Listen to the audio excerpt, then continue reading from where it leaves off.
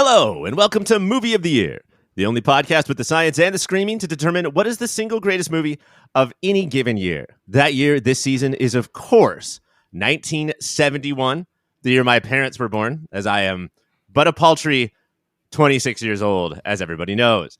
My name, that 26-year-old voice you're hearing, is Ryan, and I will be your host for this evening. Tonight's movie is the one I think we've been talking about all season, maybe even seasons before this. We are here, folks.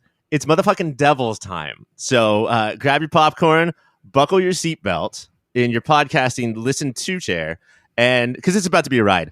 As always, this episode is a game show. So whoever my contestants are, you don't know who that is yet, but whoever they are, they're going to compete for points and my love. How do they get points? Make me love them. It's pretty simple. It's the same rules as Jeopardy. It's just that Alec Trebek was too scared to tell you. That it wasn't if you got the question right. It was get his love. Our first contestant is having a banner season. A banner season so incredible. I'm going to call him Bruce, but his name is Mike. Ryan, call me vain. Call me proud. Call me the greatest sinner to ever come on Movie of the Year. But Satan's boy, I will never be. I haven't the humility. Glad to be here. Did you just write that right now? I wrote off the tip of my brain and tongue. It came trippingly off your tongue. It came trippingly off my tongue. It's certainly not a reference to tonight's movie. Mike, are you nervous? You've been crushing Greg, but Greg's not here tonight. I may have brought in a ringer. So are you a little bit scared? You know what? I wasn't, Ryan. And then I was doing my research, and then I read a really long, really compelling essay, and then like a deep focus essay. Yeah, and then I was like, "Why do I know this writer's name?" And then I went, "Oh fuck, no!" So I'm not going to win tonight, and that's fine. Well, it's good to know that going in. I probably will not win tonight. I don't really get points, but Mike, why don't you, for just a second or 10 minutes, shut up so I can introduce our ringer of the night. Mr. The Devils himself. It is Brian Eggert. Thanks for having me. Mr. The Devils himself. That's accurate. Accurate. Yeah. My mother always said, stay away from the devil's Eggert. I thought she said yogurt, which is, of course, frozen yogurt is the devil's yogurt. But she said Eggert. Let's go over the accolades.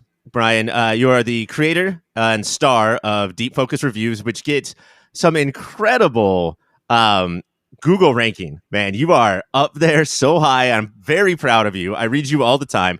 And then you were also named the Independent Film Critic of America's 2024 Critic of the Year, and yet you're still on this show. Explain yourself.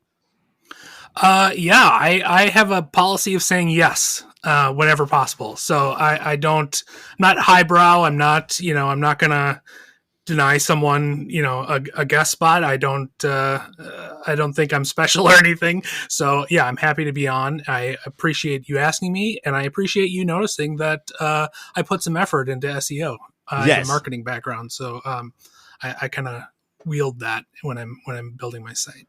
That's awesome, man.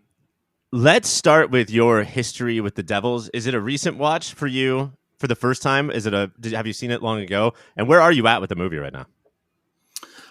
So The Devils is over the last, I would say, 7 or 8 years. That's when I first saw it. When I was doing kind of a deep dive into Ken Russell, has gradually become maybe a top 5 favorite for me. I think so I was a long time fan of Terry Gilliam and just his aesthetic and that sort of chaos that he brings. And then I started watching Ken Russell films, and I was like, oh, wow. Terry Gilliam is borrowing an awful lot from Ken Russell in a good way. Right. And that doesn't diminish Terry Gilliam for me. But I think that, Ken Russell is maybe putting a little bit more, particularly in this movie, history and philosophy and critiques of, religion and politics. And that's the kind of stuff that I love. I also love a good behind the scenes story. And this has got, one of the all time greats, I think. It's one of the reasons that Gilliam's Brazil is one of my favorite movies, or probably my favorite movie, is because, that film, like this one, has such a fascinating behind the scenes story. So yeah, I've watched this probably like 5 or 6 times in the last few years, and just watched it again today, and it never gets old. There's always some weird little detail that you notice. It's nasty, it's visceral, it's intelligent, it's everything I want in kind of an iconoclastic movie that is really nothing like nothing else that I've seen before. I there are elements in other movies, but I can't really pick another movie that is like this. Yeah, I think even if you ask Gilliam if he was inspired by Russell or The Devils, he'd probably say, "Get the fuck out of my office," and throw a milkshake at your head, because he seems to be kind of a mean guy. But they both, Russell and Gilliam, definitely saw the same movies from the 20s and the 30s, probably the 40s and the 50s. Like, they both had similar roads leading to their two masterpieces, let's say. Yeah, I mean, just the opening of The Devils with the king putting on his show. I mean, that's Baron Munchausen, the beginning of Baron Munchausen. I mean, it's so many moments like that. Just recall other scenes in Gilliam movies. Sorry, I cut you off there. No, and I mean, like, we're going to get into, how the sets look, and there's a lot of there's over 2 Brazilian sets in this movie. Mike, I came in knowing what Brian thought of this movie. I have been so curious where you're going to land. Every 10 minutes since I've seen this movie, my opinion has changed. I will say when it's at its nadir and I'm not a fan of this movie, it's not because of the religious fucking bullshit that the people who have decided it should still be banned. Get off your stupid. That's not what art is. That's not what movies are. Shut up. It's a lot. That's all I can say before we're going to get into very specifics. But you know what? This movie's a fucking lot. And, I'd say it takes a hard pivot. That opening scene with the king, you're like, okay, it's going to be like this. And then it every time you think you're in its groove, it slaps you across the face with a new groove. It's like jazz. And Ryan, I don't always love jazz. But right now, man, I fucking love jazz. I've heard the only jazz you love is Ken Burns' jazz, which you've watched all 12 hours of. I learned a lot muted. Yeah, that first scene is kind of and this is weird for a movie to do, the opposite of Saving Private Ryan. This is your only time to relax. And it's not relaxing, but this will be it. Once you get, like, that's the line that onto the roller coaster where, like, they're getting you into the theme and the world, and then boom, you are in it. I have to admit that, like, going into watching this movie this week, which I'd never seen before, it's hard to not be so, like, excited for the nasty parts and the the rated X of it all, and the what was cut, what was banned. And about 30 minutes in, I was just like, oh, this is just magnificent filmmaking. And I just disregarded that as a possibility because right. Oh, for sure. Because the reputation had so far preceded it. So, like, once you get into its groove, and I understand that it is a lot. It's there's like a Cirque du Soleil overkill to it, which is on purpose. We'll get to that, but I just couldn't believe how incredible this movie looked, and it was hard to not think about all of the inspirations and things it inspired, because goddamn, this is like one of those Velvet Underground movies where very few people have seen it, but everybody who has became a filmmaker. Like, it's written all over this movie. I am so excited to talk to you guys about it. We're going to take a break, and when we come back, The Devils. And now it is finally time to do a Movie of the Year episode about Ken Russell's The Devils. The movie, adapted from 2 books, The Devils of Loudon and the play The Devils that followed it, tells the story of a 17th century Roman Catholic priest, Urbain Grandier. Let me tell you, this hot piece of Christian beef loves to get it on with the ladies, and the ladies love to get it on with him. This, of course, can only go on so long before the whole town explodes in demons and witches, sisters and snitches, priests getting bitches, and statues losing their britches. The movie was banned by several countries, and its extended cut, featuring a segment called The Rape of Christ, has still never been released by Warner Brothers in America. And 55 years after its release, the controversy of this movie has overshadowed the film itself. Taste buds, I ask you this. What is the film saying about the intersection of religion, state power, and mass hysteria? And do you feel in any way like you're watching 2025 as much as you're watching 1971 or 1634 when you're watching this movie? Let's start with Mike. Yeah, it's, how timeless is this? The people have always, we've always been sheep, and power corrupts absolutely. You know what, Ryan? I'm going to coin a term right now. Absolute power corrupts absolutely. And no, that is a point for Brian. That's original. And thank you. Just off the top of my tongue, like before. And it is a warning. It's religion and political power should never the twain shall meet, and when they do, only bad things will happen. And also, it kind of argues religion is bullshit, and people use that to enact their petty issues with other people. Does it argue that religion is bullshit, or does it argue that using it for this is bullshit? Using it for this is bullshit, and people are so inherently bullshit that so few of them will be good and pure. Those who can look at themselves and say, hey, I'm flawed, I am a sinner, like that book says we all should, are the ones who actually get it the most, and the ones who say, no, I will never point my finger at me. I shall point all my fingers at somebody else who pisses me off. They're the problem. Brian, did this movie feel ripped from the 2025 headlines? It did. As I was watching it again today, I was like, geez, this is, this whole joining of church and state is exactly the sort of chilling thing that's going on in America today. Blaming people based on religious dogma to, get political gain or grasp for power, just exploiting ideas, and even if you don't believe in them, to manipulate people into trusting you. I think all of this is playing out today in really scary ways. Obviously, maybe not with the hysteria element to it, and not with the claiming people are witches or whatever, or not witches, excuse me, demons.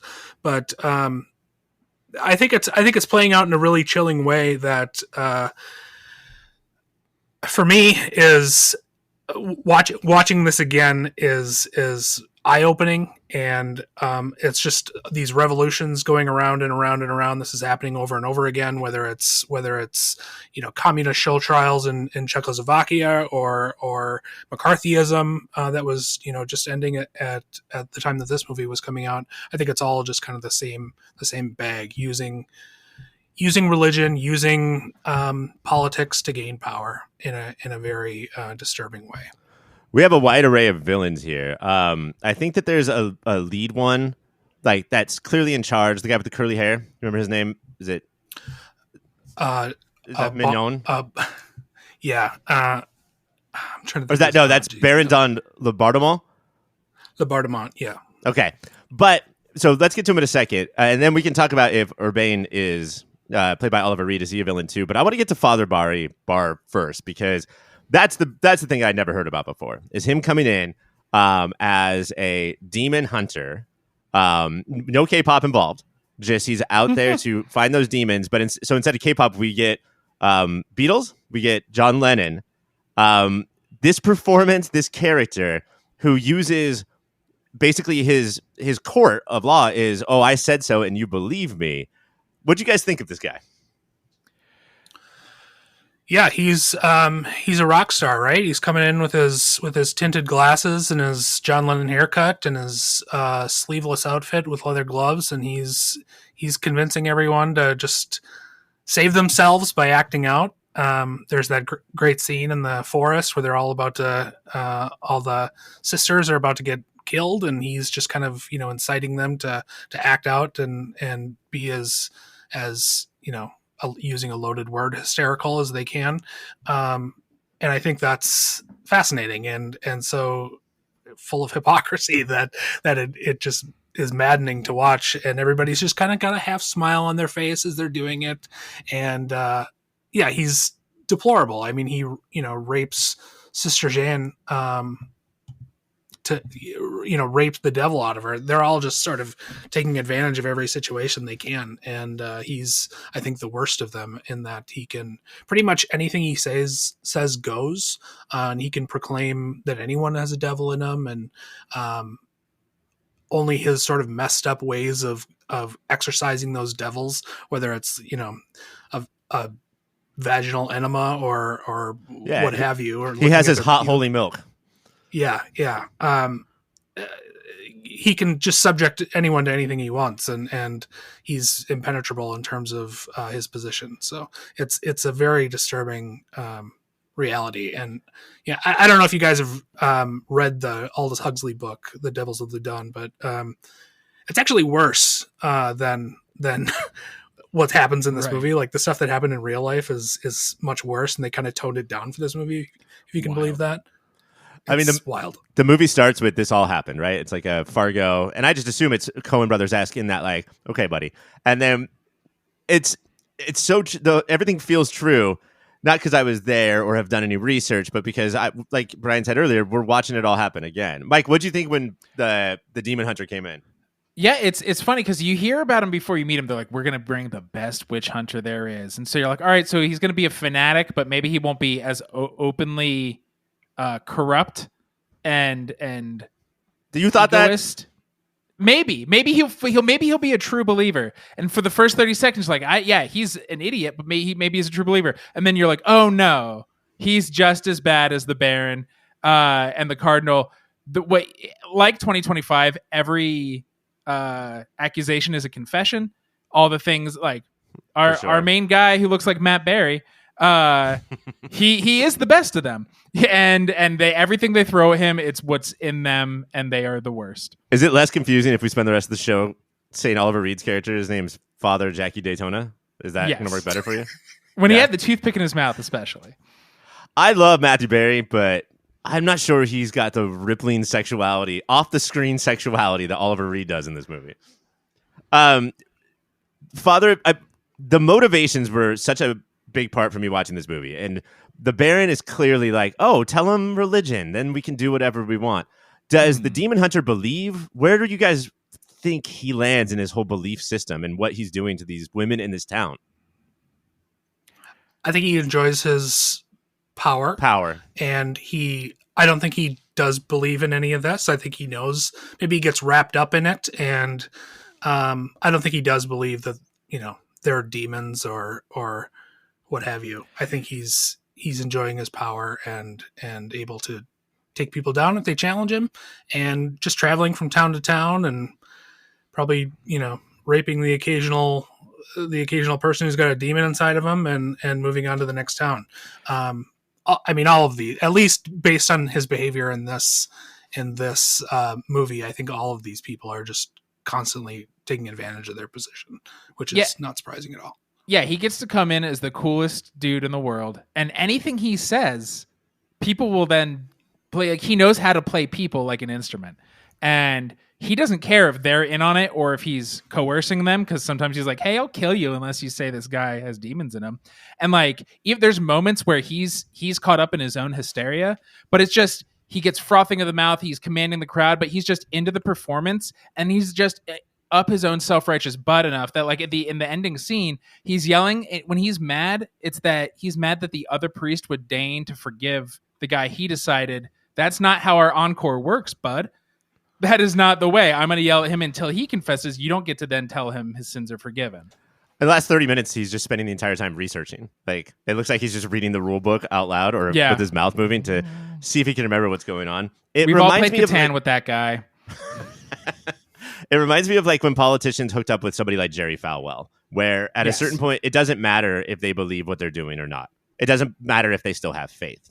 He uses the core. It'd be like akin today if a lawyer said to the opposing lawyer or objection judge, they said something that I believe is wrong because of my faith. And then them being like, oh, yeah, abstain. That's what this guy's like. And so at a certain point, you go for so long and you tell yourself so many things in order to get to sleep at night that you have no idea what your original faith was. You just know to move forward and what the end goal is. And I definitely see that with political parties as well.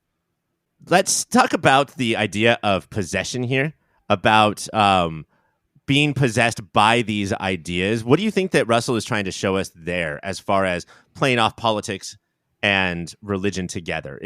Do we see any overlapping with the possession, or a word that almost rhymes, obsession?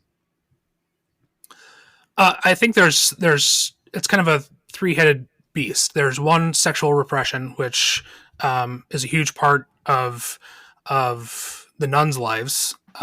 They are, because of religion, sexually repressed, and they are just kind of, as you can see in the beginning, they're just kind of teeming to get out of their shell, that sort of sexual shell that's built around them. They're, looking at Grandier when he's walking down the street. They're doing, fake marriages in their convent or whatever, and they're just sort of they're not like nuns that you would normally see in a movie. They're it's like schoolgirls almost, or something like cliche schoolgirls, or in a bad B movie. Almost like they were like Arrested Development. Like they were pinned down so hard that they have this immaturity to them, because they were not allowed to fully grow.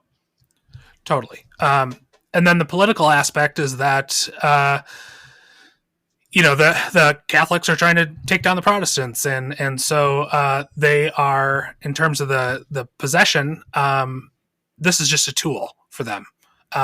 It's an excuse. They already are going to go after them. And this is just the tool that the Richelieu needs to go after Grandier. This is a means to an end. So I don't know that anybody really believes any of this, even the nuns. Certainly not Sister Jeanne. But I think they're all just using it to get what they want. I do think Sister Jeanne might be the one like true believer in that she has sexy dreams about him. Must be the devil. There's no way the human brain could ever just give you a wet dream. That would never happen. It must be this guy climbed into my brain. There's, again, for most of the movie, it seems like she's buying into that. And then the end, it feels like she's finally realizing like, oh wait, brains do things. There's imaginations. I do think that guy I accused might have just been a chill dude who cared about people. Now I'm stuck here and will be, for the looky-loos and tourists, I will forever be here. But doesn't that that's how hysteria works, though, right? Is that your mouth moves faster than your brain does, right? Or there's mob mentality, which like doesn't have a brain at all. And then if you ever have any reflection, it's way too fucking late. Yeah, I don't know that it's a strong belief system as much as it is just, as you said, kind of getting caught up in the fervor. One last question before we get out of here. I want to place this now with the 1970s. What, Mike, we've worked on so far this season, and then Brian, what you've seen from this era, especially because this is now post-code. We've talked about how this relates to 2025 and how it probably relates to every generation since the dawn of man, because we're awesome. But specifically about the 1970s counterculture, what are we seeing here? What is Russell saying about its influence, or whether he supports it or is against it? Because especially like looking at the Witch Hunter bar, that I would go to that pub. French. I'm not going to say any of their fucking French ass pronunciations. Witch Hunter bar rules. I think he talks about it's commodification. It's eventually the mass thing and control, whatever it is, will take up whatever used to be alternative and subversive, and then commodify it and sell it back. And that also has just happened again and again and again. So it happened with the hippies, and that's what this is sort of showing. And then it happened with punk, when like Claire's would sell like little striped shirts that just said punk with fake safety pins on them. Like no matter what was cool and pissed off your parents, a big box store is going to sell it a few years later. People think it's cool to piss off their parents. I always thought it was cool to piss on my parents. That is punk rock. And they'll never sell that. Yeah, you can't sell that attitude. But yeah, I don't know. Do it enough, and somebody will pick it up. It'll become normal. Yeah. And now it's like Garfield doing it, or Calvin on the back of trucks. Roger Ebert wrote that he was like very proud or happy to know that he now knew what happened in 1634, and I get that. But also I do agree, Mike, that like he's just showing one part of a cycle that happens every cycle. Like it's a story as old as time. It's just done with more outrageous visuals. Yeah, I agree with that. I do think that given Ken Russell's just aesthetic in general, he's not like overdoing it here. Like he's seeing a moment in history that is well documented. It's one of the most like well documented demon possessions because there were all these witnesses, there were all these people who would travel to see these sisters acting out. There were people who were recording, the interrogation and everything. So for him, this is history. And yes, he's putting anachronisms in there to show us, how this is like today in so many ways. But for him, I don't think that he's like turned the dial up to 11, and then his other films are at a 9 or something like that. I think this is just his default state. Yeah. If all of his movies are like this. I mean, he made 2 other movies in 1971 the same year, and Wow. and they're both insane. Like, they're so overloaded, and they're very similar to this, in that they're just like, you see a Ken Russell movie and you know what you're getting. I think it's just that tuned up style of his. So for me, it's like, when I first saw it, I was totally blown away and, confronted by the story, but also at the same time, I had seen some other Ken Russell movies and it's just like, oh, this is kind of his mode, and you just have to get into that. And I think it's that perfect alignment of content and directorial style that makes this movie so special. Yeah, for sure. We are going to take a break. The score right now is Brian 9, Mike 7. It's a heater. It's a close one, but everything's going to change because it's about to go to trivia. You know what the robot means? It is trivia time. We have to stop talking about this movie because there's so little to say about it. It's just, what would you talk about? And we have to do the devil's trivia. Hopefully you guys studied up on this. The rules are simple. Wait till I'm done finishing the question and then ring in by saying your name. Trivia the first.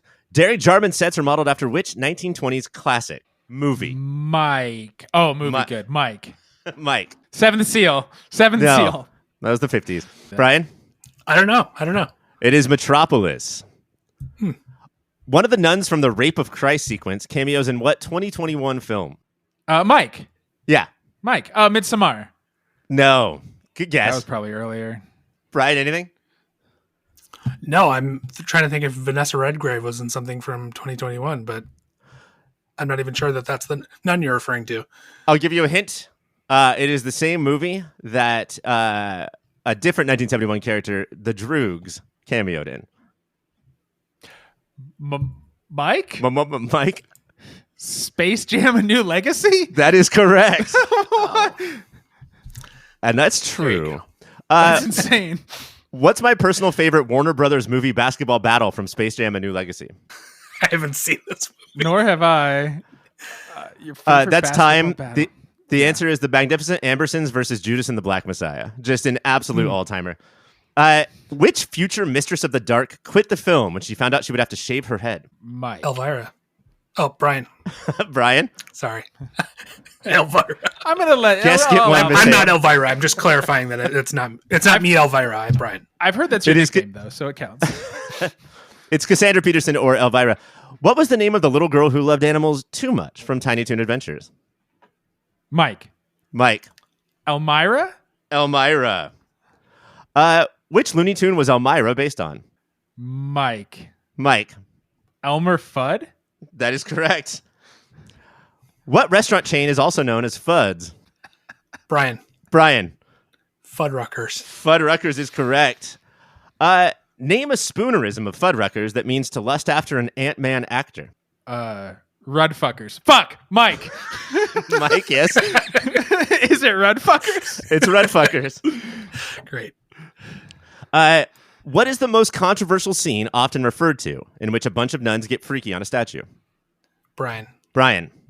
Rape of Christ sequence. The Rape of Christ.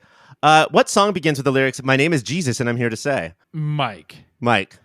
The cut scene from the Fruity Pebbles commercials in the 70s. Incorrect.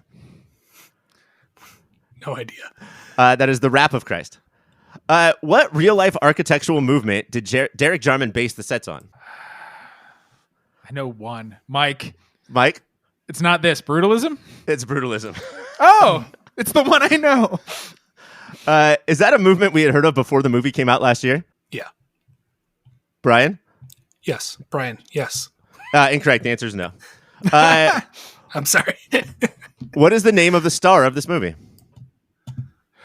Brian. Brian? Urban Grandier. Actor's name. Mike. Oh, Oliver Reed. Oliver Reed. I agree. It's Oliver Reed. What does Homer fail to supply Lisa in the Simpson episode Lisa's Pony? Mike. Mike. Her saxophone reed. I need it said differently, Mike. All of her reeds. It's all of her reads. Yes, that is correct. What's my second favorite Warner Brothers basketball battle in Space Jam 2? Time's up. When Emilio Estevez and Mick Jagger from Free Jack battle Kevin Kline from Dave. That is an all-timer. I should have known that. Is that real? Is that real? Does that really happen? That is not real. Okay. No, he's being I have an never ass seen the clown. movie, but I have to assume. Okay, great. Which British rock band visited the set because they were obsessed with Ken Russell's work? Mike. Mike. The Who, isn't it? It is The Who. Which 1975 film did Russell and The Who eventually work together on? Brian. Tommy. And our final question. That Movie of the Year episode of Tommy gave birth to what runner that is still talked about to this day? Mike. Time's up. Yes, Mike. That Mike doesn't like a movie if he watches it with his wife. That is correct. Mike with the final point. It is after trivia. It is 15-14, Mike. When we come back, more about the Devils. All right, back to the Devils. Taste buds, I ask you this. How does Russell and Jarman's stylized visual approach shape the audience's perception? So what is gained or lost through the film's expressionistic production design, Brian? I think part of it is a different kind of almost like a sci-fi realism. One, you typically see these period pieces and they're shot on actual ruins. I'm thinking of like Orson Welles' Chimes at Midnight, where it's just like shot amid an old castle, and that old castle has been around for hundreds of years and it looks like shit, it's crumbling. This one, they actually based it somewhat on the actual Loudon, and had white walls, and it looks like a kind of a dystopian facade or something like that.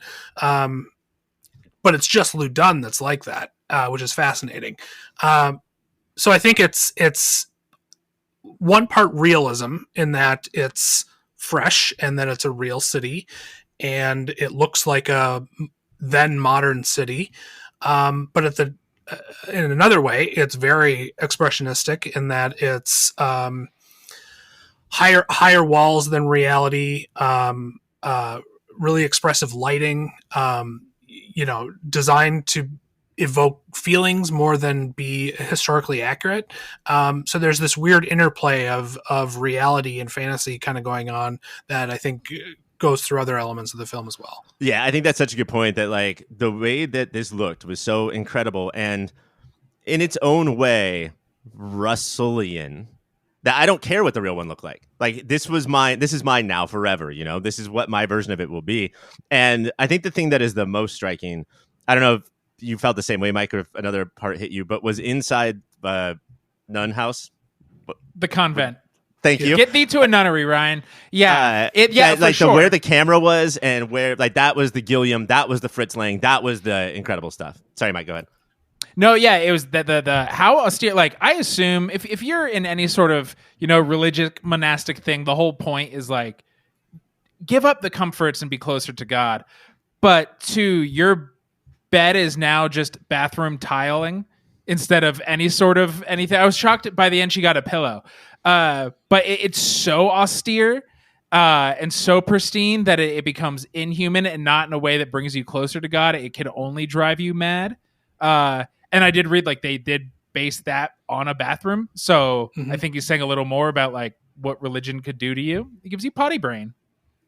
And again, if you're not the biggest believer, if you have little to zero faith, then you're watching these people do this religion things or in the name of religion, and some dude just made that shit up and told you to do it, and you did it. And that's such a level of what the fuckery. Get thee to a what the fuckery. I also love the I don't know what the place is called, but wherever they're judging Grandier and where he's taking confessions kind of out in the open, and the lights shining in through the stained glass and kind of creating like a rainbow effect. And that I don't know if that happens in real churches and whatnot, but that effect is sort of sprinkled throughout, and it just makes it seem like a surreal environment. And you can kind of understand how somebody, I'm not religious, but kind of understand how somebody would get wrapped up in that and get lost in that sort of magical place where God is watching. I want to compare to that. Go ahead, Mike. I was going to say churches have great acoustics, so when everybody's singing together, you're like, "Oh man, I hear the voice of God." That's physics, my friends. Right. I want to compare the nunnery and the look of that to Urbain's room, which is this like almost puzzling, almost dizzying spiral staircase that leads up to all of his stuff. Very intoxicating. Very like I would get under his spell, and I'm not declaring him a witch. I'm just declaring him a Lothario that I might not get on my knees for God, but maybe for that guy. I mean, like this is all such incredible work, and I almost wonder if Jarman sort of surpasses. I mean, this is such a silly thing to say because I don't know what the argument would be, but like Jarman's stamp on this almost surpasses Russell's when you get past the controversy. Just the look and feel of this, the look of the film almost surpasses the feel in some ways.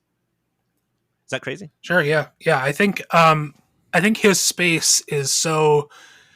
One, yes, it seems exaggerated and like a lot of the film is, but also it's so reflective of him in that it's just full of culture. There's books everywhere, there's statues everywhere, and you don't see that anywhere else in the movie. And he's someone who's read a lot about the world and understands a lot about the world, and isn't someone who kind of bends down to religious dogma. He's questioning things. He's wanting to have sex with women, and he loves having sex with women, and he's writing like treatises on like we should be able to have sex with women because there's nothing that says we can't.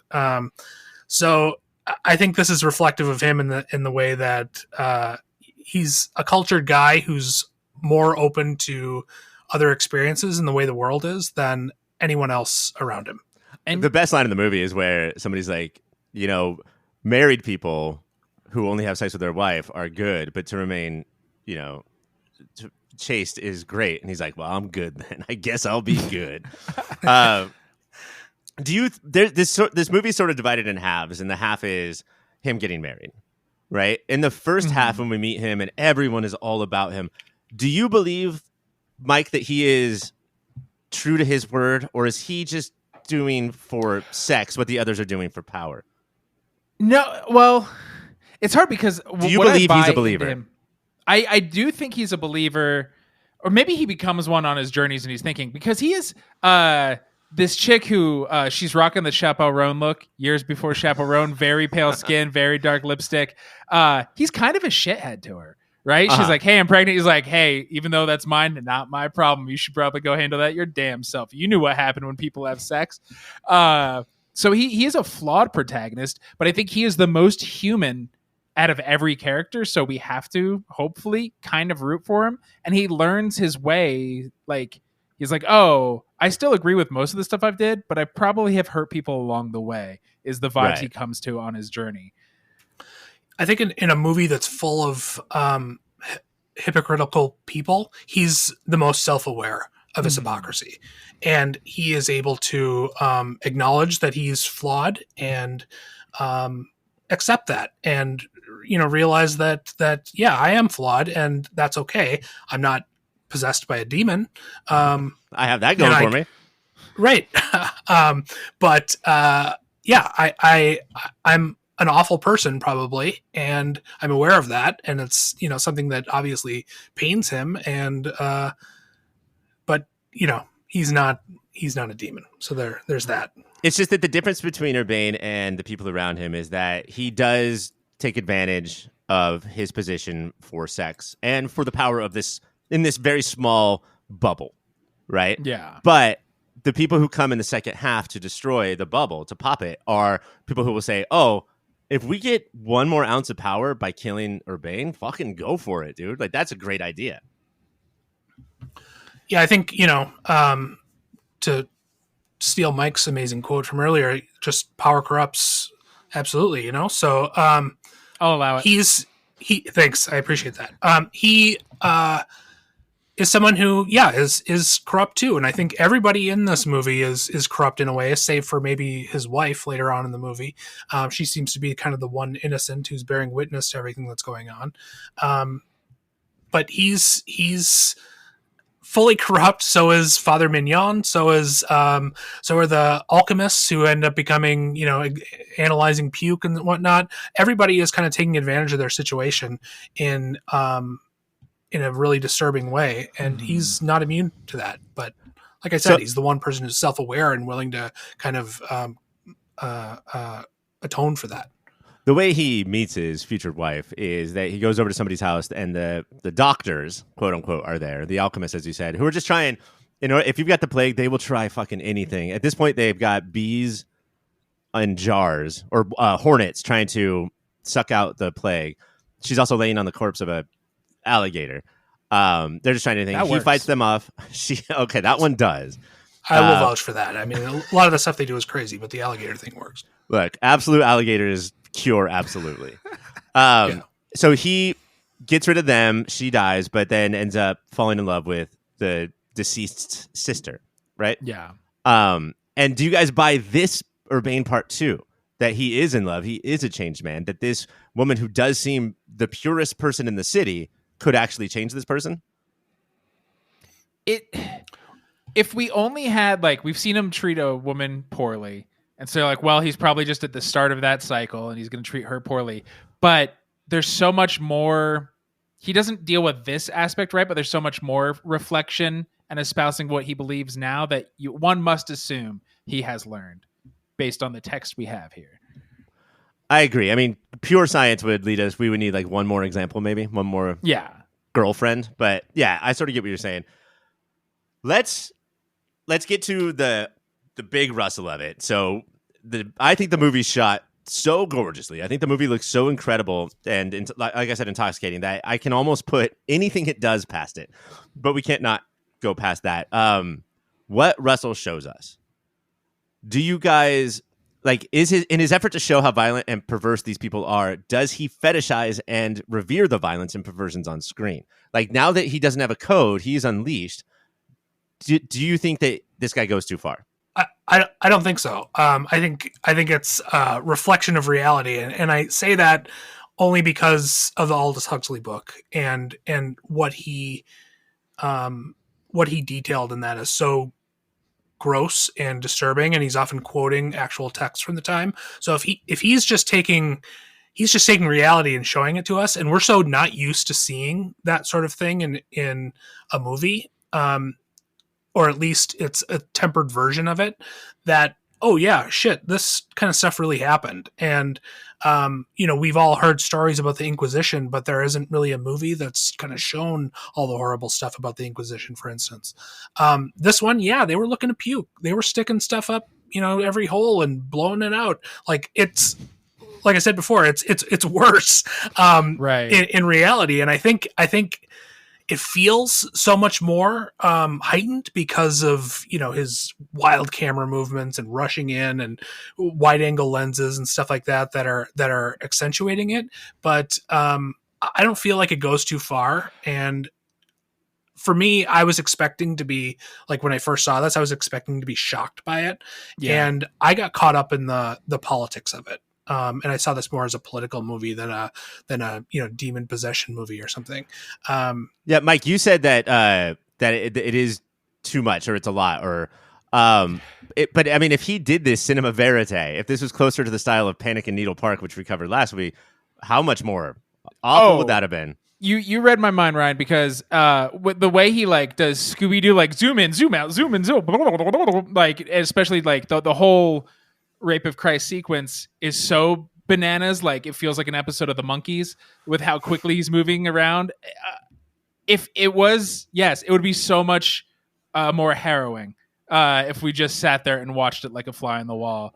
And it's almost like he takes a step back. And I expected, I agree with Brian. I thought this was going to be so much worse. There's two movies that I feel like a freak because I'm that wasn't that bad. And it's this and Salo.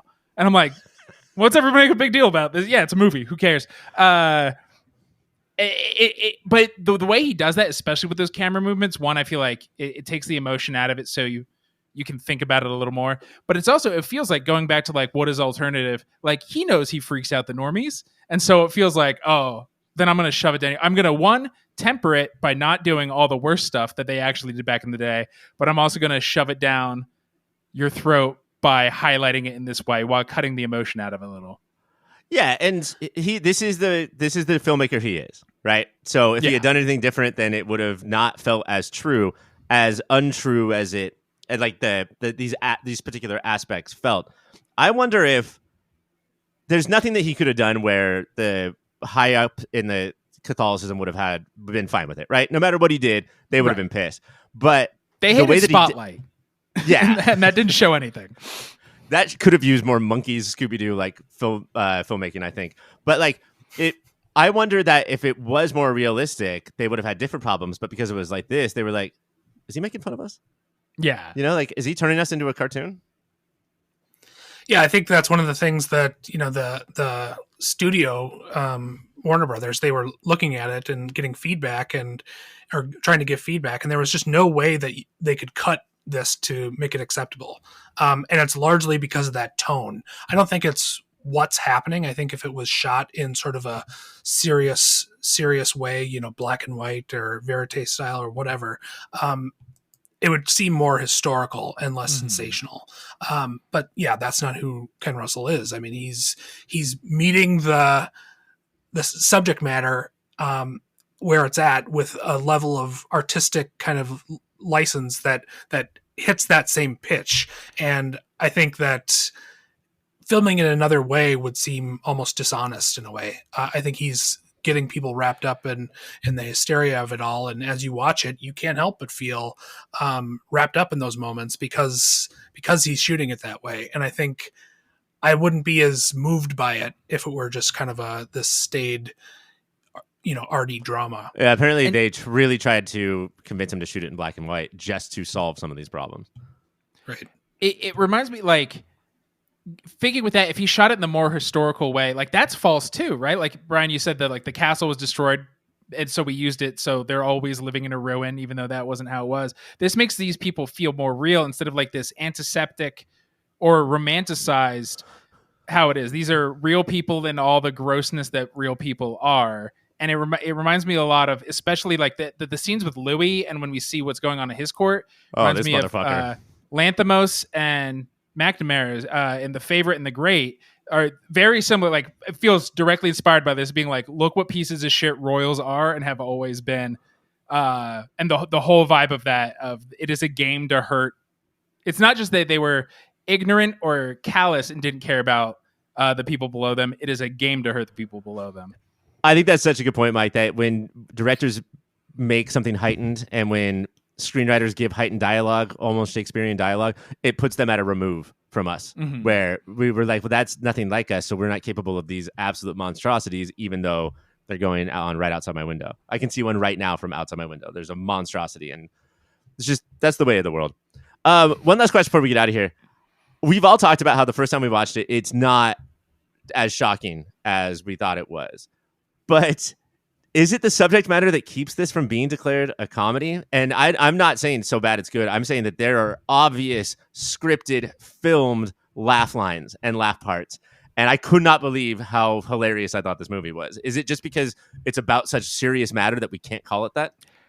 Yeah, it reminded me a lot of Gilliam, of course, as we said, but like Monty Python in general, because they also take the piss out of biblical stuff and it just feels like, oh yeah, this is the clear predecessor. They just make it, add fart jokes, make it even more obviously a comedy. But this is, it's very droll and sometimes it's broad, but it's so, because it's the as you said, the topic is so serious. Like there's no way that's supposed to be super fucking funny, right? But it is for sure. It is.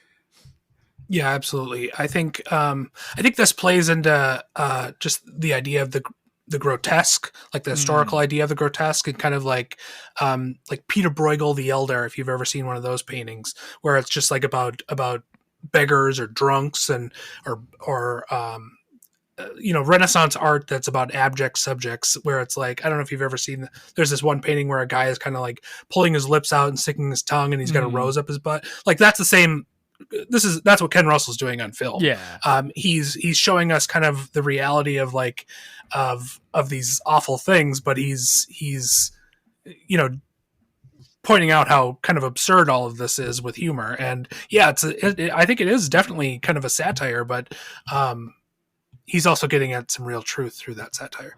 That painter that you're talking about not only inspired this, but was the inspiration for, with the mouth and the rose up the butt, was also the inspiration for Garbage Pail Kids. So we have him to thank for that. We are going to take a quick break, and when we come back, a little bit not about the devils.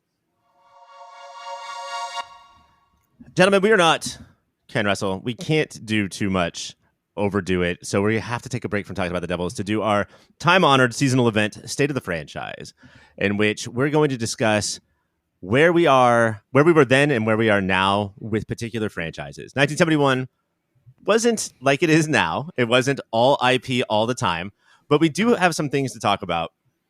And I think first and foremost, we have to start with a movie that debuted or a character that debuted on film in 71 and recently had an entry. So I just want to briefly talk to you guys about the state of the franchise of Wonka.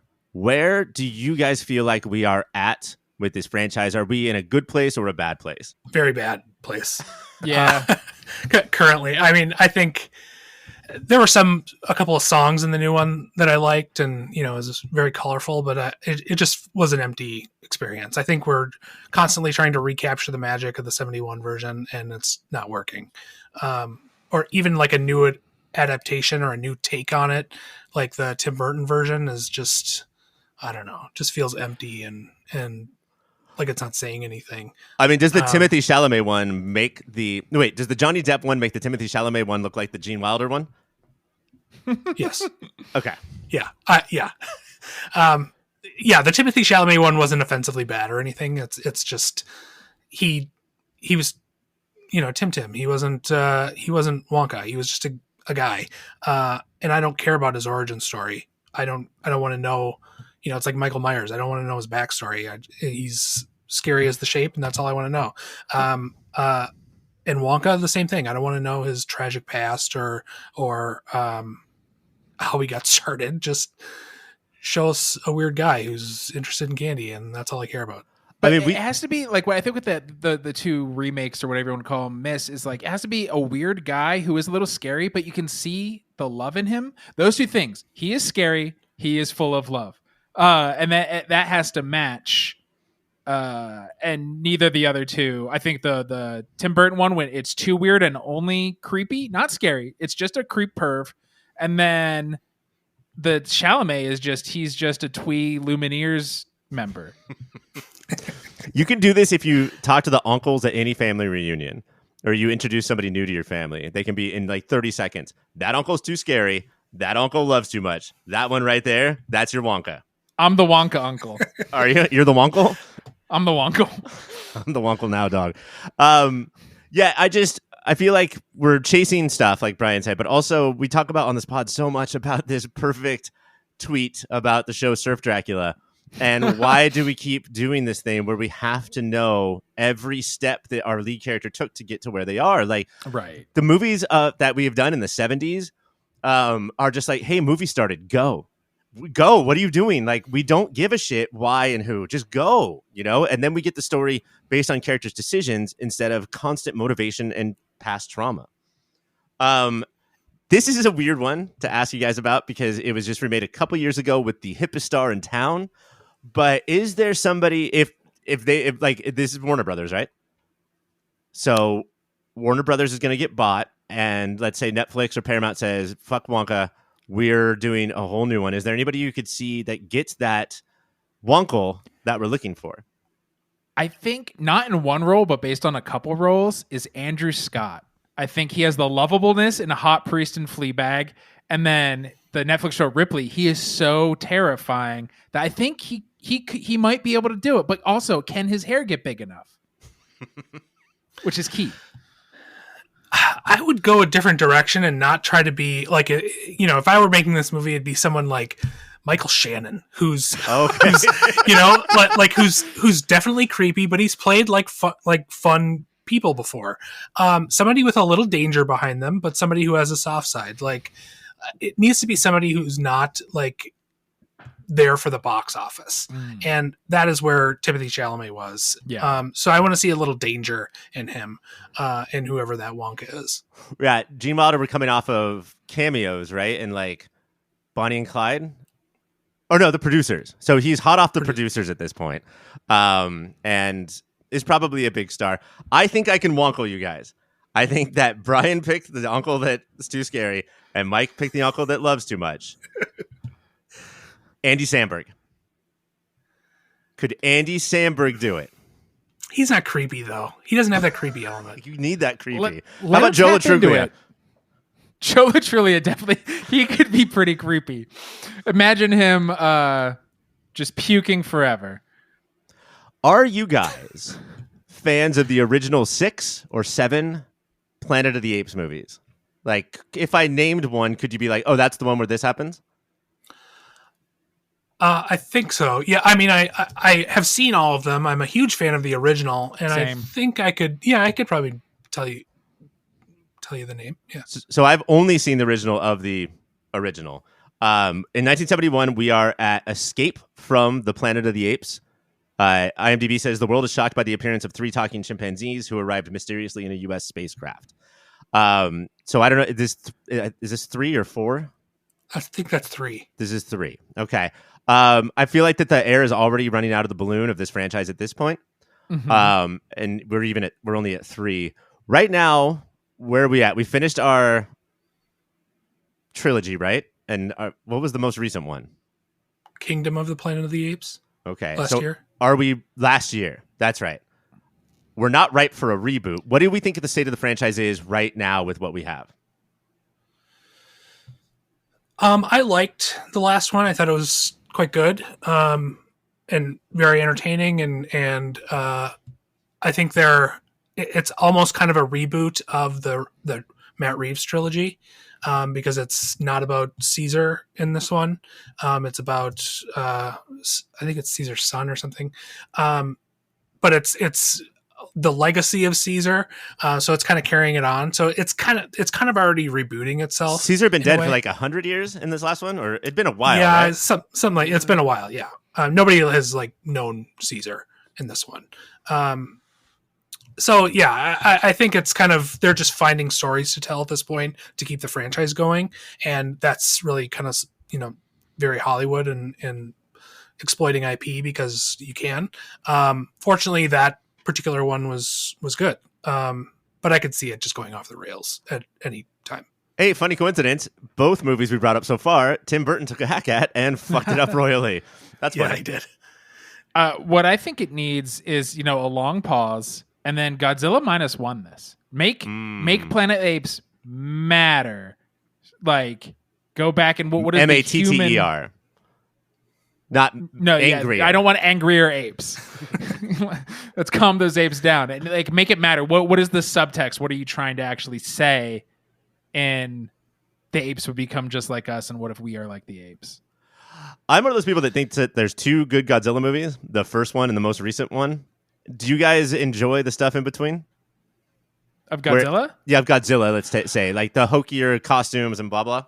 On such, if Godzilla versus Mechagodzilla, I'm gonna laugh my ass off and enjoy the whole time. Or when Godzilla Jr., where he's just like a walking turd, for sure. Which is also this year, by the way. We're not going to talk about Godzilla tonight, but that movie you're talking about is 1971. Love them on such a different level than I love Godzilla -1, a real movie. Different movies bring different things to different people. Yes. Yeah, totally. I think like you, Ryan. I'm a fan of the first one and a fan of the most recent one. I don't, yes, if I have a couple of drinks and have a couple of people over, watch a Godzilla movie and it'll be a blast. But just sitting down and watching it like by myself would be a really sad experience, and I'd probably be really frustrated. But there's a place for that. Yeah. I think you just struck on something incredible, Brian. And I don't know if Deep Focus Reviews wants to tackle what me and you just created together, but instead of star ratings, you rate movies by how many people you need to invite over to make it enjoyable. Like this is a 6-friend movie. You need 7 people in the room. That's perfect. I love it. Real quick, we got to get this out of the way. I think we do this every season, even though none of these movies have ever been picked for Movie of the Year. But this is the year of Diamonds Are Forever, a movie I've never seen and know nothing about.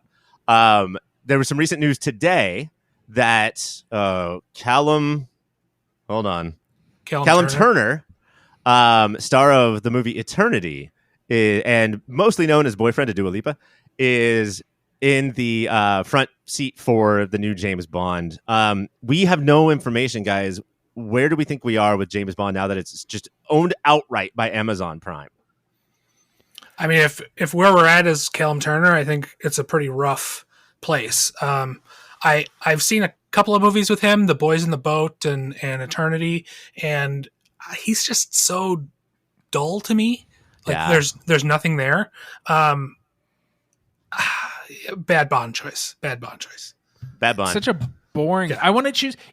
I know they have to be British. I was about to say people who aren't British, so I'm not going to get yelled at that way. But either go Andrew Scott. No, but very close. The guy who plays Jude Law in Ripley.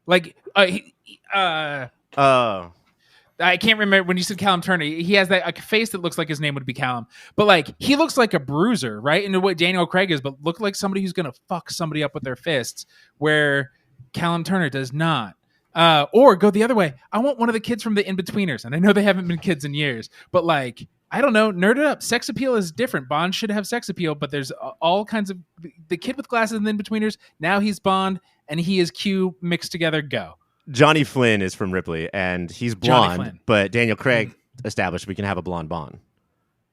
Blonde. It's allowed. James Blonde. Yes. Mike, I have to give you a point for being the only person on the planet keeping the In-Betweeners alive in the conversation on the planet. You're doing. You want to talk Friday Night Dinner next? All right, James Bond conversation out of the way. Now I've saved 3 for last because I sort of want to do these all at the same time. 1971 is a very different time than 2025. 1971 gave us Harry Callahan, John Shaft, and Popeye Doyle. Now, the French Connection did have a French Connection too, thereby making it a franchise, thereby making it eligible for this conversation. Dirty Harry was in 4 or 5 movies of diminishing returns, as far as I know. And then let's start with the Shaft franchise that has been rebooted multiple times recently, like within the last 20 years. I think that Samuel L. Jackson did it, and then Samuel L. Jackson played he was the grandson to John Shaft and the grandfather to the new Shaft, or something like that. Where's Shaft at right now? Low? Yeah. I mean, the Samuel L. Jackson one was pretty good, if I recall. Christian Bale was the villain, and he was just this awful racist, I think. I didn't see the newer one, but my understanding is that they're all sort of connected, and that it's not necessarily a reboot. It's like a legacy sequel, or whatever you want to call it, however you want to brand it. But, it's a continuation. I don't know. Yeah, I think, again, let it rest for a long time and redo it as a gritty, very political movie. Yeah. I think that would be, and not glossy, and as I think it was 2000 when that one came out, and maybe 2 years ago when the newer one came out, and I think they were both glossy and sort of trying to catch the 70s flavor. Make a movie that feels like it was shot in the 70s and is dealing with street crime and corrupt politicians and and tell the story that's as true then as it is today. Marshall Ali, that's who it is. That's new shit. Yeah. Well, there's somebody I want to bring up who already is renowned for these sort of legacy sequels from the 70s, because he played Apollo Creed. If Michael B. Jordan was in this, wouldn't his name be so much bigger than Shaft? Does the character of Shaft matter at all anymore? It almost seems like most people would, if it wasn't for Samuel L. Jackson at least, and Jesse T. Usher, would people even know that this is a reboot, or Michael B. Jordan has a new character? I think the song has become so famous and continues to be that maybe the kids don't know, but we're kids, right? Us 3 guys. So yeah, totally. People our age would know. All of Hollywood is for us. Now, Popeye Doyle and Harry Callahan, we have not covered their movies yet in this season. It's been a while since I've seen them. But, man, if you want to talk about ACAB these motherfuckers are bastards through and through. How do you reheat or recook these characters for 2025? Without them becoming like a right-wing that nut it? job Is this movie. I think these movies are produced by Ben Shapiro. right. I think that's what it is. I mean, they tried to do it with Eli Roth. Death Wish. Death Wish. And that just felt wrong. Like, I don't know. I felt gross watching it. Like, it was exactly what the 70s movie was. And it just felt out of place. But I honestly think you can get away with it if they don't have a badge. If they're acting like Charles Bronson or Bruce Willis from Death Wish and they do have a badge, oh my, that's not going to go over well. But I think maybe lean into that where it's not their heroes. Like, give it to the guy who directed Rampart, Oren Moverman. Yep. Give it to him and let him be like, no, this is about a piece of shit in charge. Okay. So again, nitty gritty, low budget, Sundance movie. And you know what? And piss off the pubs even more. It's Dirty Harriet and it's Florence Pugh. Did you say Dirty Harriet? That's amazing, yes, I did. Mike. Could we do Clean Harriet though? Because she's a pretty girl. Fine. Okay, thank you. Wait, hold on. Let me give Mike points for Dirty Harriet. That's always gonna get some points for me. Not just any wordplay. Specifically, saying Dirty Harriet is always gonna get points. What if you flip the script and we cast Christian Bale as the racist from Shaft, and he is the villain, and so we show it from the streets of this monster that is coming in the streets. He's basically like Predator or Terminator. And we have to fight against him. Is that going to play? I mean, they'd at least be getting their comeuppance. So sure, yeah. You'd be rooting for kind of a mysterious force, and if he's the protagonist, you're kind of rooting for him. But at the end of the day, I'm glad he's dead. Right? How do you? I don't know if you've seen Dirty Harry or French Connection recently, but for this show, how do you think they're going to play with us and our audience? Like, is there benefits there to watching those movies, or is it so crazy in 2025 to talk about them? I think French Connection plays extremely well because it's a critique of this behavior. It's not endorsing the behavior. It's showing it as this is the way things are, and it's unpleasant, and this guy's gross and awful, and yet we can't help but be engaged by his case that he's working on. Dirty Harry, I think, plays a lot differently. It's been a few years since I've watched it, but I think all of those movies are very like Clint Eastwood talking to the chair type movies, where he's just a gun-toting guy who's dishing out justice, and that's kind of hard to watch these days. Whereas French Connection, I think, still is amazing. I mean, I think it has the best filmmaking too. Like, I think that is clearly the classic of the three. Can I pitch you guys this? Harry Callahan, Popeye Doyle, and Shaft all get hit with some sort of time warp ray, and they find themselves in 2025 and have to deal with that. Yes. Fucking Brady Bunch this. Brady Bunch movie is always on my mind. That should be every movie. State of the franchise, I would say not good for 71 or for today. It's what we always decide. When we come back, more about the Devils. Taste Buds, I ask you this. Russell is clearly pointing out the hypocrisies of religion and the corruption of power, but is he also taking aim at the common people who hold up institutions and really just want the bread and circuses as long as it's not boring? I'll answer. There's a time where there's people outside of a gate during like one of the final trials, and they just seem like confused. That seems like the blue and the red next to each other, being like, fuck all of this. But for most of the movie, doesn't it seem easy to whip these people up into mass hysteria because they want it and like it? And even the not hysteria people, the people who are fascinated to me are that they often wear the masks, and they're at the trial. They are at the exorcisms, and they're laughing. So they're not even like, oh, we buy into it. They're like, I'm here to laugh at anybody, and I kind of want pain to happen because that's what I'm into, baby. I mean, don't you kind of remember that theory of that's how Trump got elected the first time, is because people thought it would be funny? Yes. Yeah, I think there's at least in this time in history,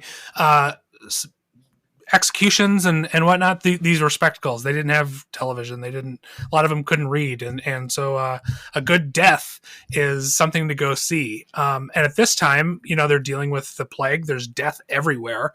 They're constantly surrounded by it. So they need a little something extra to kind of take them away from this. And so, yeah, they realize that it's like, you can hear them shouting that they know that this is all just hypocrisy. They don't care, though. It's a good show. And they're going to come out of the woodwork to see it. And I don't know that to answer your question, I don't know that Russell is indicting them. I think he's just looking at the reality that at this time, people didn't have anything better to do, and an execution was a hell of a good time, whether they were guilty or not. Yeah, and there's not a lot of booze or fentanyl, so what else are you going to do? I think it also speaks to, we love to bring people up. They all love Grandier. But do you know what's even more fun than lifting somebody up and tearing them down? 100%. Totally. What's that? Chopping the weeds? What's that Australian term? It's probably chopping the weeds. We'll just say that. I want to talk about the idea of the body in this movie because it's used for sexual pleasure. We see it literally rotting in front of our eyes. They do the bring out the dead thing, which I laughed at because of Monty Python, and then in this movie I was like, wait, that's not a joke in this movie. That was actually happening. What happens to the nuns and Sister Jean? Like, what happens to the statue of Christ? What happens to the nuns? What are we saying about the body here? Like, is it the most important or the least important? I think it's a symbol of civilization. So containing the body, there's this book called The Civilizing Process that was all about how containing the body is a symbol of what civilization is. And I think in this situation, the body is completely uncontained, and you're seeing it decay, you're seeing it disease, you're seeing bodily processes that you normally don't see. And so you're seeing kind of the uncivilized world that is unfolding here because of all the hysteria going on because of the plague. And I think that idea of unleashing the body and showing things that you don't normally see is not only connects to like the grotesque art that I was talking about before, but the chaos of the situation. I mean, not to keep throwing this into our time, but they had the plague and we had COVID, that was so much less of a big deal than the fucking plague, and we all lost our minds as well. So doesn't that sort of make sense? Especially when it's like, we don't have that much time. Should we just like bone? Like, all of this stuff makes so much more sense. And then it also makes more sense on the religion side of like, look what you heathens wrought, right? And it goes to, I think, the repression that we were talking about earlier. The more you repress, like, bodies got urges, and they're going to come out one way or another. If you don't do them in like the way they should, and everybody should, maybe let priests get married, it's going to come out in perverse cat o' nine tails, let's burn everybody because I got horny ways. Which, for sure, we've just dabbled on Sister Jean and Vanessa Redgrave's performance, which is such a big deal in this movie. She is a disabled because of a back issue. Absolute. I don't think she's all there. I think she's going through a lot of things. What do you guys feel about her representation in this movie? Is she a victim? Is she like a pot stirrer? Is she laughing at all this? I don't know if she loves her life. What do you guys make of this character as a human?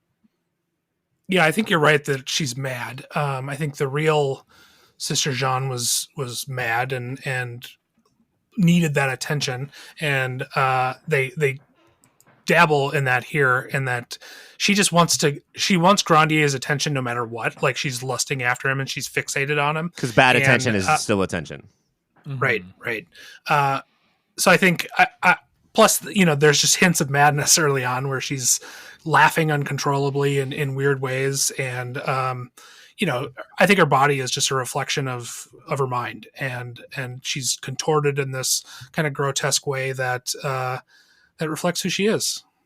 And even before, like, the inciting incidents, when things are normal, in quotes, it's clear the other nuns are humans and real people, and that drives her nuts. Like, she is a stern taskmaster, because she's like, yo, if I beat my body, how dare you just be laughing in a normal laughing way? The only laughter here is creepy laughter. But how, like, how of sane mind and body is she here? Like, does she even care anymore? Or is it just like, fuck this life, I'm just going to make it fun for what I'm doing? Or is she at night being like, I did some shitty things today? I think by she the end of the knows. movie. Yeah. To Mike's point, I think by the end of the movie, she's realized what she's done. But I think toward the beginning, she's just, following her gut behavior. She's just acting out and not considering it in any way. She's making accusations because that's the impulse of the moment. So I think that combined with her just madness is what we get. And again, this is why we need TV. Like, if she had a TV, she wouldn't be doing all this shit. She'd be watching other people on TV do it. Did she make that? There's like a little door. It's like half a doorway that goes into this underground thing where you can watch the people on the street. Did she make that so small because she's the only one that could walk naturally into it? Is that I don't think she did, but that's an interesting theory. I think she's just kind of an underdweller anyway. Yes. And that's just, Like, Yeah, when I mean, you she get goes to an low, Airbnb like- with a bunch of friends, she picked her room first, and she picked that one nobody else would want. That noise, of course, means that it is time for speed round. So answer fast. Is there any version of this movie where audiences dress up and shout lines at midnight screenings? If so, what props would you bring to the Rocky Horror Devils show? a femur that looks like genitalia. Oh, yeah. Everybody has one of those, and they toss it in the air. They're like made of foam. I couldn't believe, I never knew or never realized how much that bone looks like a wiener. Is that why they call it humorous? Because that is hilarious. But I think this could totally be a midnight movie. That'd be so fun. Because it's super funny. And unlike Rocky Horror, it stays good till the end. Yeah, I think if you, there's a carrot in the puke and people throw, a little piece of carrot at the screen or something like that. Yeah, totally. Would you guys do like 9:30, no Rape of Christ, midnight, Rape of Christ included? Yeah, so the kids could go to the 9:30 one. I can't believe how little we talked about this, but Urbane throws a gator at his enemy. Did he in this moment create Florida? Like, is that what the state of Florida is based on? Yeah, okay. Yeah. Brian gets the point. Is Hotch a clute? That's just a question I'm going to ask every week from here on out. Brian, this is not fair. This is from another movie. Hacha is Clute. No, well, okay. Clute is from Clute. Hacha is from... Shoot, what did we just Panic do? at Needle Park. Panic at Needle Park. All right, let me ask you this. Is Urbane a clute? No. And that's correct for both of you. You both get a point. When we come back, awards and rec.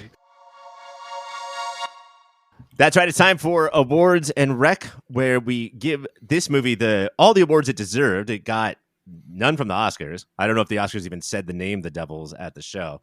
But we're going to give it some. And we're going to start with Brian. Musical moment. What was the best musical moment of this movie? I think it's when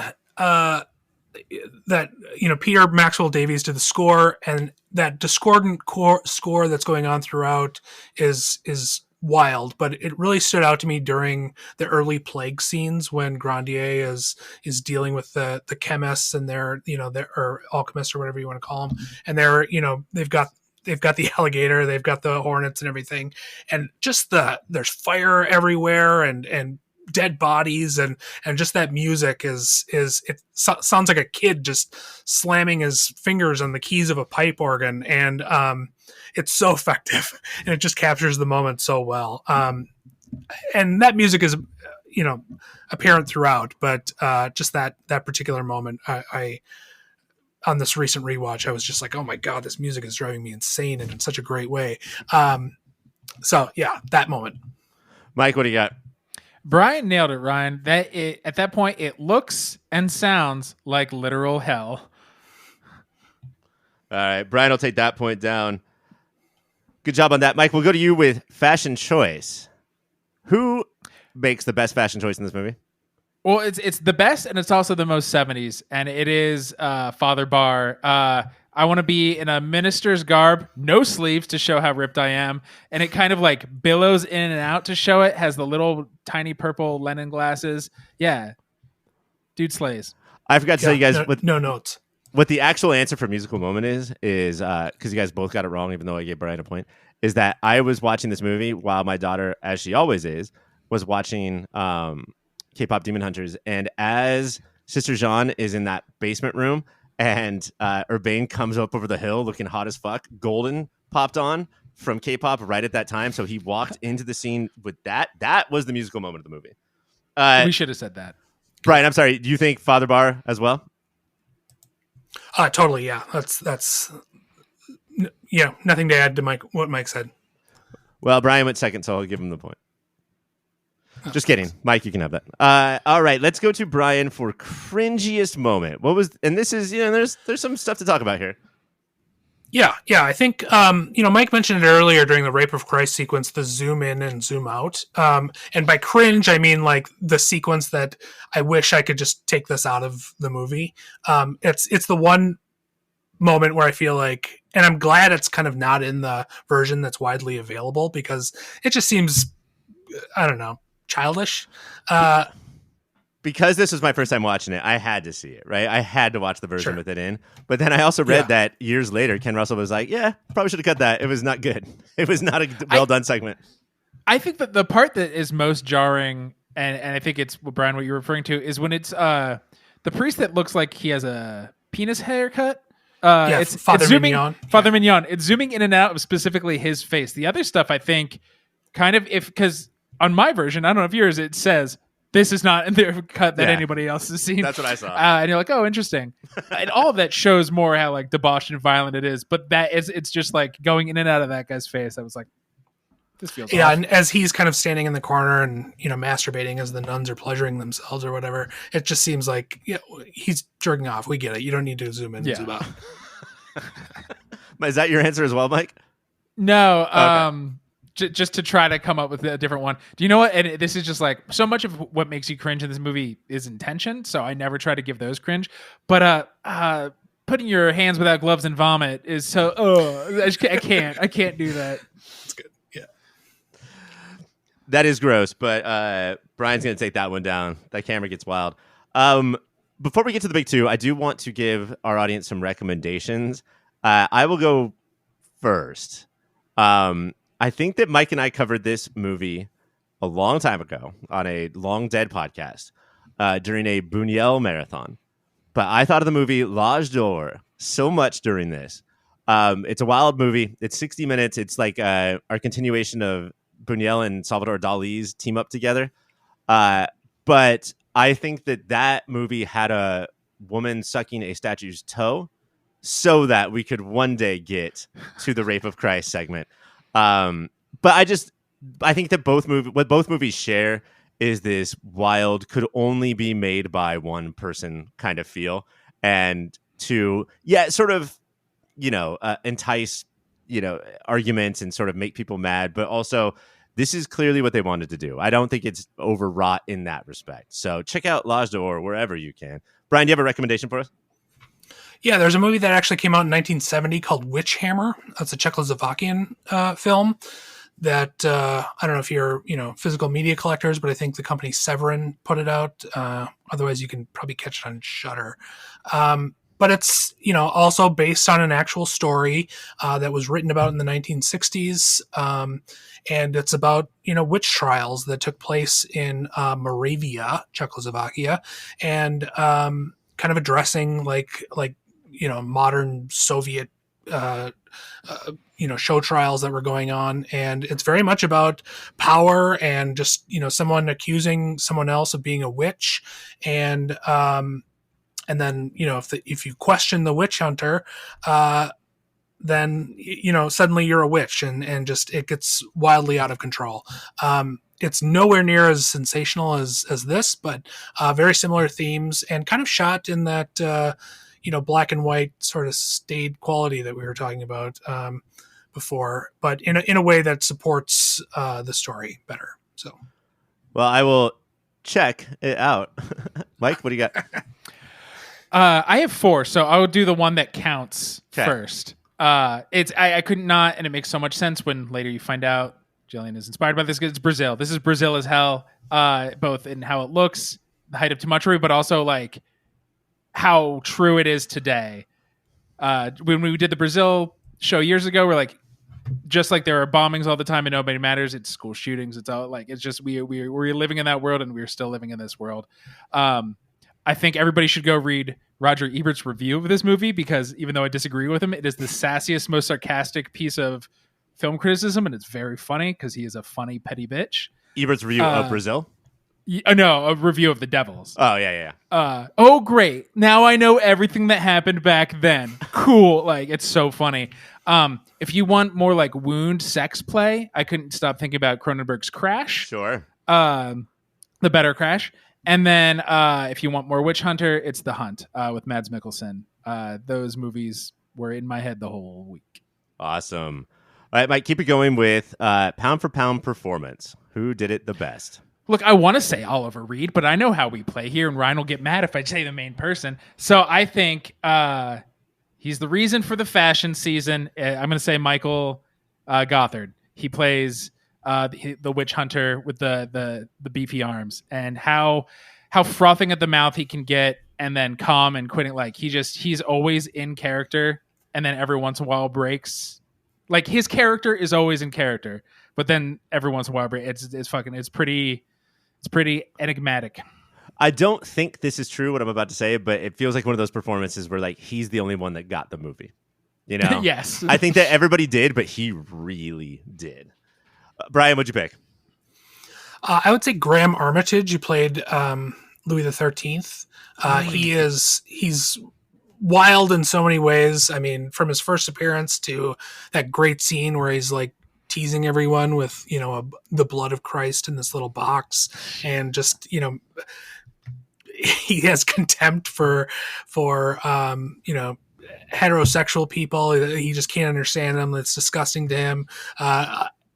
Everything he says is just wild and fun. And he seems to just delight in playing this character. So this time I was really caught up in his performance, and particularly that scene with the faux blood of Christ that he's got in that box. All right. I'm going to give that is an incredible performance. I think gave birth to so many like Joffreys and shit that we would get in the future, but I'm going to give that one to Mike. I think that Oliver Reed and Vanessa Redgrave for starring too much in this movie, that is unfair. They were both incredible. You see Oliver Reed for 1 second and you're like, that's who everybody is all sexied up about. And then 5 minutes later, you're like, I 100% get it. We have one award left. Right now, it is 34-32 Mike. So this is a big one. Mike, Brian, we're starting with you. And you have the most Russell experience. So what is the Russelliest moment? I think it's right at the beginning when Louis XIII is shooting Huguenots dressed as blackbirds, and he says "Bye bye blackbird." That is such a anachronistic thing. It's a song from the 20th century that he's quoting. Why is he quoting the song? For no other reason than Ken Russell thought it was funny. And it's such almost like a Benny Hill moment when that guy in that bird suit is running out and gets shot, and there's another dead guy right there, and he falls into the pond. It's absolutely surreal and just a wild moment that I think probably Ken Russell is laughing behind the camera at that one more than any other moment. Yeah, we talked so much about Fritz Lang and Gilliam, but I never put together Mike Yorgos is just all like he has seen this movie before. Huguenots, doesn't that sound more like a large? Isn't that like a secondary Transformers villain more than like it does a type of yes. religion? All right, Mike, what is your director? It's Huguenot. Huguenot. He's the biggest of them all. Yeah. I think like multiple Transformers kind of compiled to become Huguenot, actually. Transformers go Voltron? Yeah, totally. Mine is it's pretty early in the movie. It's when we're really getting to know Sister Jean, and she's coming in to yell at the other nuns, and so everything is it's black and white and so symmetrical. The walls and even the younger nuns start kind of standing at attention, and she's walking at this point towards the camera, so we see all the symmetrical lines. She's also black and white, but is so curved and is almost looking at the camera and does her creepy laugh, and you're like, oh, none of this is going to be good for anybody. Like it's those two things juxtaposed. We have Bye Bye Blackbirds, and we have The Creepy Laugh. And I will tell you who won that award and the show when we come back from this break. So The Devils was the movie tonight. This is our second, as far as the history movie of the year, this was our second Russell/Oliver Reed joint, because we did review the aforementioned Tommy, which Mike hated because his wife told him to. This is our second Vanessa Redgrave movie. Anybody want to take a stab at what other one we have done? Mission Impossible. It is Mission Impossible. Shit. Points are still coming out, guys. I don't know. I only know that because I was maybe going to be on that episode, and then the timing didn't work out. That's true.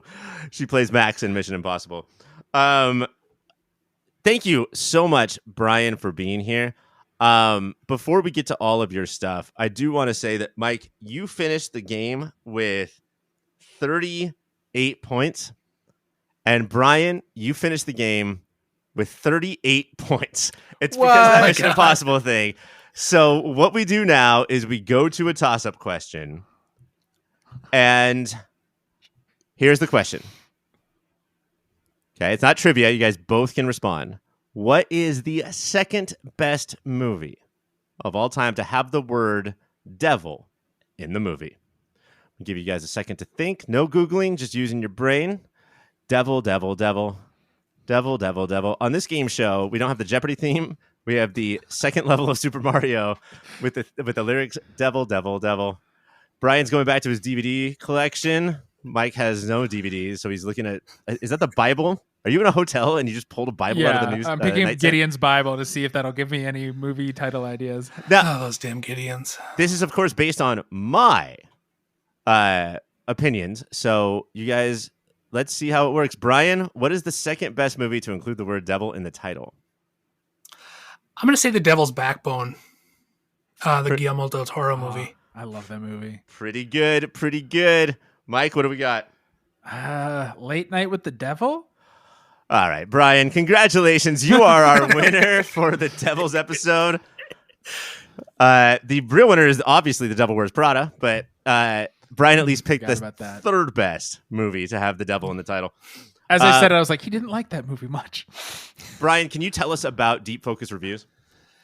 Yeah. So I've been running Deep Focus Reviews since 2007. On Rotten Tomatoes, on some kind of local TV and radio stuff as well. I review, newer movies, pretty much almost everything that comes out. And then once or twice a month, I will post a longer essay similar to like what I did with The Devils, where it's, researched and kind of an appreciation, kind of a scholarly work somewhere in between. I think I get a lot of complaints that I'm not reviewing movies, that I'm doing critical analysis. So maybe it should be Deep Focus, critical analysis or something like that. But mostly what I do is critical analysis, where I'm, kind of digging into things a little bit more. I fully engage in spoilers, that sort of thing. I'm really trying to write about the movie instead of just providing a normal review. So people complain that you do the harder, intellectually challenging thing. Or like I've just got big blocks of text. You can kind of see how people just tune out after one scrolled on the page and they're not finishing reviews. So if you like to read a lengthy review, this is where you go. Now that we're not competing and it doesn't matter because you won, I can tell you that is your review of The Devils is one of my favorite pieces of film writing I have ever read. I fucking loved it. Thank you. I took a lot of time to write that, and I had high expectations for myself to you need to do a good job and you need to really dig deep into this one. So I appreciate that a lot. Thank you.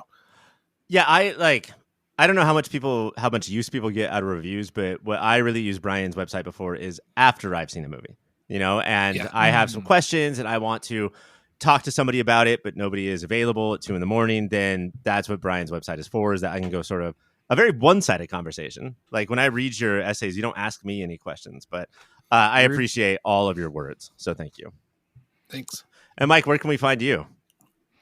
I'm anywhere Pop Filter is, Ryan. Popfilter.com. My article is about Battleworld, the Marvel crossover event from 15 years ago. That's the most recent thing I've written. Let me ask you a more pertinent question. Dirty Harry or French Connection or Clockwork Orange or Straw Dogs, all movies that we're about to cover. Which one are you the most excited for? Probably Clockwork Orange, because I haven't seen it since I was a teenager, and there's no way I understood it. And one question for Brian. What year that we haven't done should we do? What do you think is the most, like, the best year in movies? I'm not. I don't know if you've done. Have you done 99? Yeah, twice. Yeah, twice. Yeah, okay, twice. That's a great one. That's probably my favorite movie year that I've been alive. So maybe 38. Have you done 38? We have not done 38. 71 is the furthest we've gone back, so we might consider doing 38. 38 is like the year of Wizard of Oz and Stagecoach and Gone with the Wind, I think. So pretty big year. Mr. Smith Goes to Washington. Yeah, huge year in 39. If we do that year, will you come back and do the show? Absolutely.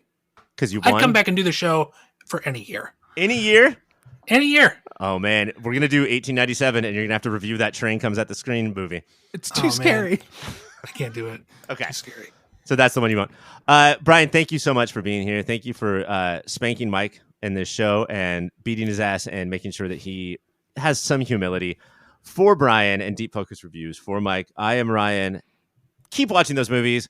Goofy, tell them how they did. Perfect cast.